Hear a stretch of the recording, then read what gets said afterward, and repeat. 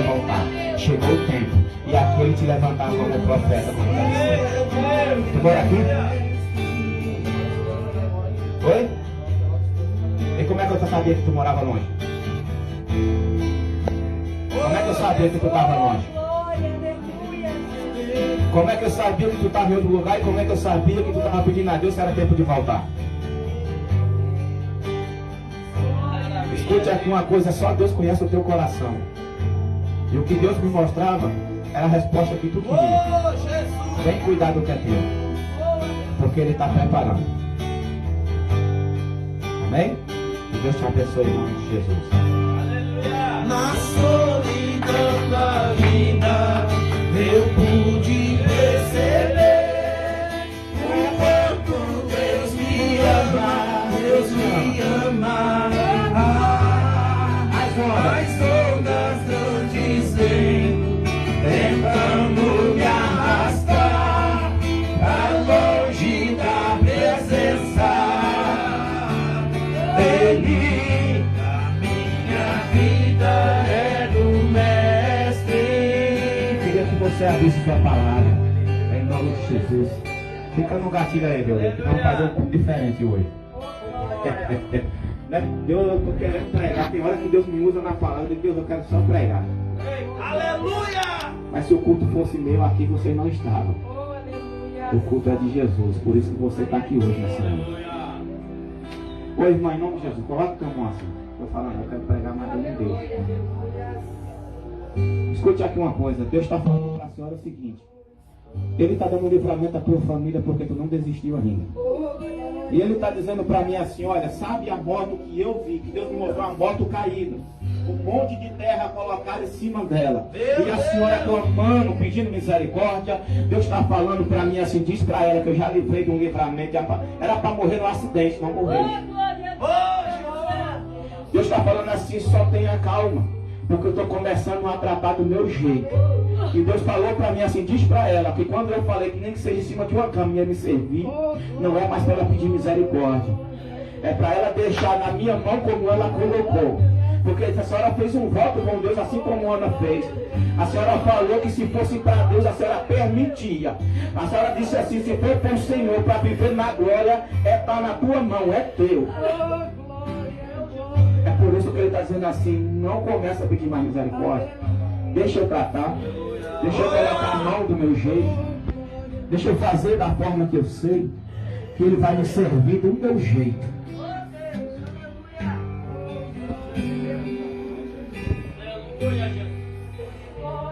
Abra sua Bíblia em nome de Jesus no livro de Gênesis.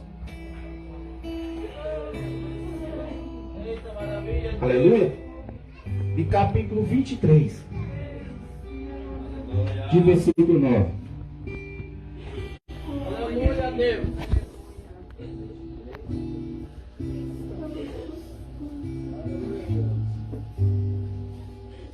Aleluia. Quem achou diz amém? Capítulo 22, irmão, me perdoe. De versículo 9. Chegaram a um lugar. Eu vou meditando aqui quando vocês acham. Que Deus lhe havia designado. Ali edificou Abraão o altar. E sobre ele dispõe a lenha e amarrou Isaque, seu filho. E o deitou no altar. E em cima da lenha. Só até aí, mas deixa a Bíblia aberta em nome de Jesus. Se eu for ler mais, você não vai entender nada. Pode se assentar em nome do Senhor. Escute aqui uma coisa. Eu estou falando de um Deus que muito antes ele começa a falar com Abraão. Muito antes ele começa a ter uma intimidade com Abraão. Abraão conhecia a voz de Deus. Abraão sabia quem era Deus. E quando Abraão ouve a voz de Deus para levar Isaque, Abraão ele não pensou duas vezes. Eu estava meditando hoje com o pessoal aqui que me trouxe o Juninho e a família dele. E eu estava falando, Deus, o que é que Deus queria de Abraão? Deus não queria Isaque. Porque o que Deus dá na minha vida e na tua, Ele não toma de volta. Deus, Ele queria a obediência de Isaque. Só que no começo da chamada de Abraão, Primeiro Deus fala assim, olha, larga tudo aí, larga tua parentela e sai. Primeiro ele já começa perdendo. Ele já fica longe da família. E quando ele sai da sua família, Abraão ele vai para uma terra distante. E quando Abraão vai para uma terra distante, o texto da Bíblia, ele vai dizer no começo dessa história, quando Deus chama Abraão, é que demorava 3 dias. Por que 3 dias? Deus não vai permitir você fazer nada se você não tiver um tempo para meditar. Deus ele não vai fazer você fazer uma coisa se você não tiver um tempo para planejar. Deus ele não vai permitir você ir em um lugar se você não tiver um tempo para meditar na palavra e na presença dele. Abraão passou 3 dias na estrada. Eu imagino que Abraão estava meditando, mas é tão longe assim. Por que é tão longe?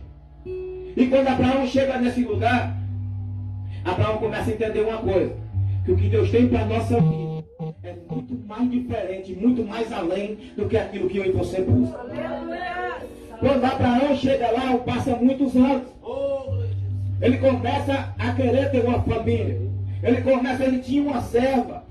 E quando ele começa a ter uma família, começa a demorar. Ele já estava com 99 anos. Aleluia.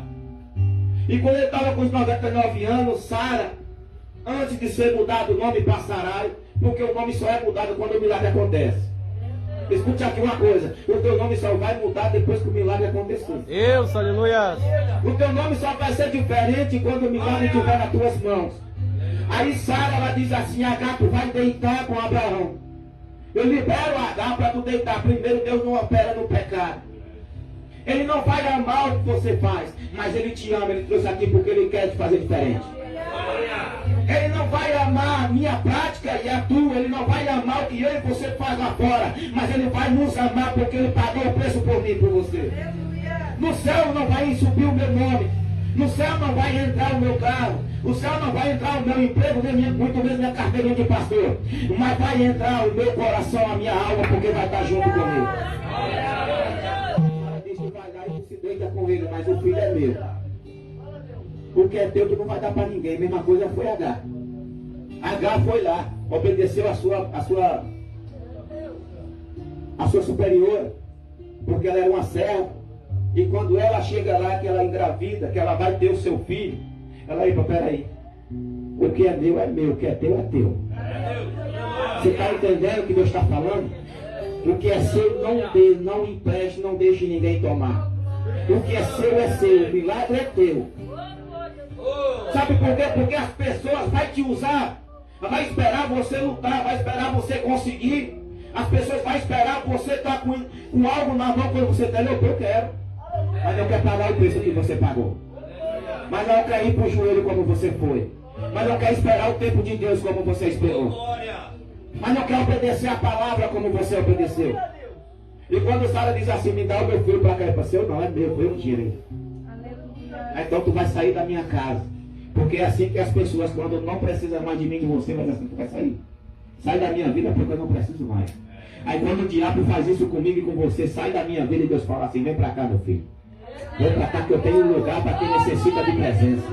Vem para cá que eu tenho lugar para quem necessita do meu abraço. Vem para perto de mim que eu tenho lugar para quem busca um milagre. Vem para perto de mim que tu vai conhecer um Deus que vai abraçar, que vai levantar. Oh, glória! Agar vai para o deserto. Sara achava que estava tudo bem. Aí foi quando ela entrou no estreito. Porque quando Sara engravida, que nasce Isaac, no capítulo 12, Deus está falando para Abraão assim, olha, pega Isaac e sobe. E quando Abraão ele começa a avistar o monte de longe, Abraão começa a avistar o altar. Aí ele começa a planejar. Sabe por quê? Porque você não vai colocar a tua promessa em qualquer lugar. Tu não vai colocar a tua promessa em qualquer lugar. Tu não vai entregar na mão de qualquer um. E quando ele chega lá, ele fala para os homens assim, olha, fica aqui que eu, Isaac, vai subir. Quando ele chega lá em cima, ele diz, Isaac, primeiro Isaac pergunta, pai, o senhor tem a lenha, tem o altar, tem o cutelo, mas cadê o sacrifício? Abraão diz assim, Deus proverá. Ele sabendo que ele tinha que sacrificar seu próprio filho. E quando Abraão fala isso, Abraão ele diz, filho, deita no altar. Eu vou amarrar tuas mãos. O filho obediente pode amarrar, meu pai. Eu vou amarrar os teus pés. Pode amarrar, meu pai. Meu filho, agora eu vou sacrificar você, porque Deus mandou. Pode sacrificar, meu pai. E quando ele levanta a mão, Deus está falando no coração dele. Para com isso, meu filho. Eu não queria que eu te dei de volta. Eu queria o que eu necessitava. A tua obediência. Quer conhecer o Deus que dá livramento? Obedeça primeiro para depois sacrificar.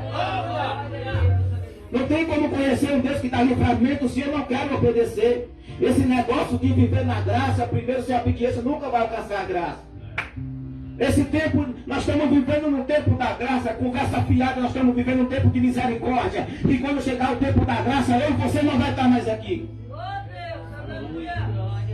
É conversa fiada. Só vai derramar a graça quando você tiver obediência. E quando você estiver alcançando a misericórdia de Cristo na minha vida e na tua. Abraão, quando ele pega que amarra Isaac, que acontece isso, eu vejo Abraão pensando assim, eu tinha certeza que o meu Deus, ele ia me dar esse livramento. Enquanto quando as pessoas se soubessem que ele tinha que sacrificar o seu filho. Escute aqui uma coisa, não conte seus projetos para gente que não é para ouvir. Não conte seus projetos para pessoas que vai colocar você para baixo. Não conte seus projetos para pessoas que têm inveja do teu caminhar. Tem gente que tem inveja até da tua luta. Olha, está lutando lá e não desistiu ainda. Está lutando, não desistiu ainda. Já levantei, já afrontei, já tentei derrubar, já tentei parar, mas ainda está servindo Deus. É porque quem conhece a presença não consegue viver mais sem ela. Quem critica você porque é fiel a Cristo é porque não conheceu a presença ainda. Escute aqui uma coisa, tu só faz alguma coisa quando tem presença. Porque quem tem a presença tem o Espírito, e quem tem o Espírito é ele que faz, não é? Então esse negócio, meu irmão, eu costumo dizer assim, eu amo sentar na cadeira e ouvir. Se eu tiver de vir aqui, sentar na cadeira e ouvir, eu venho para aprender. Não existe um bom professor se não for um bom aluno. Esse negócio que se eu não tiver no cartaz ou o microfone na mão, para mim eu não adoro. Isso é coisa que precisa ter um encontro com Deus como Abraão teve. Aleluia. Escute aqui uma coisa, o verdadeiro adorador não precisa de microfone. Aleluia. O verdadeiro pregador não precisa de microfone. Eu já preguei na garganta para muita gente.